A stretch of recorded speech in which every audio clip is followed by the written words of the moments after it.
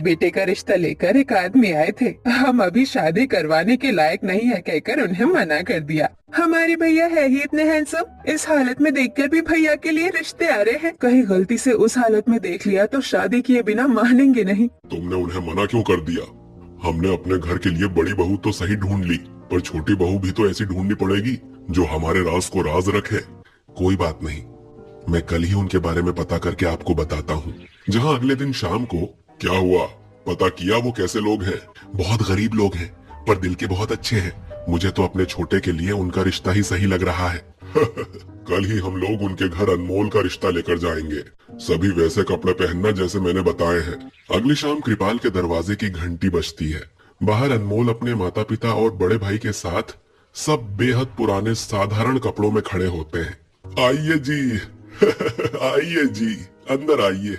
इतनी ठंड में बाहर क्यों खड़े हैं? जी नमस्कार, हम आपकी बेटी को देखने आए हैं। हाँ हाँ जरूर, पहले आप अंदर आइए। कृपाल अनमोल के परिवार को अंदर बुलाता है और एक चटाई पर बिठाता है। आपके जाने के बाद लड़की के बारे में बहुत सुना है। हमारे बेटे के लिए आपकी बेटी से अच्छी कोई लड़की नहीं हो सकती। दोनों परिवार आपस में बात कर रहे होते हैं, तभी पूनम बाहर से अंदर आती है और सबको मेहमान समझ नमस्ते कर अंदर चली जाती है। बहन जी, आपकी बेटी बिल्कुल हमारी बड़ी बहू जैसी है। इसका मतलब आपको हमारी बेटी पसंद है? बिल्कुल पसंद है। हम आपसे रिश्ता जोड़ने के लिए तैयार हैं। हम दहेज नहीं लेंगे, पर हम कोशिश करेंगे बहू को कोई कमी महसूस ना हो।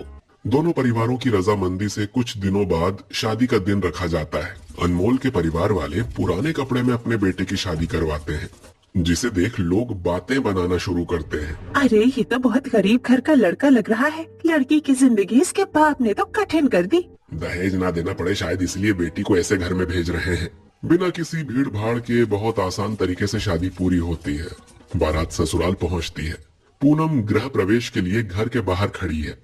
वो घर की जर्जर हालत और टूटे दरवाजे को देखते हुए सोच में पड़ जाती है। हे भगवान, कहीं 2 वक्त की रोटी मुश्किल मत करवा देना। इनके तो घर के दरवाजे भी टूटे हुए हैं। जिनके दरवाजे टूटे हैं उनके घर में क्या ही होगा। बहू, अपने दाहिने पैर से कलश गिराकर गृह प्रवेश करो।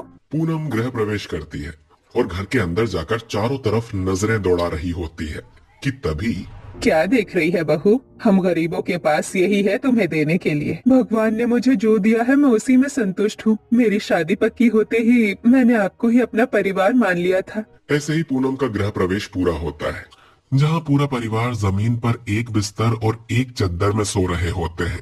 कोई इतना गरीब नहीं हो सकता है कि अपने भाई बेटे की शादी में एक अच्छा कपड़ा ना पहन सके। कुछ तो बात जरूर है। शादी से थकी हुई पूनम अपने ससुराल के बारे में सोचते हुए तुरंत सो जाती है, पर वो नहीं जानती थी कि जिस परिवार को पूरा शहर गरीब समझता है वो असल में शहर का छुपा अंडरग्राउंड करोड़पति ससुराल है।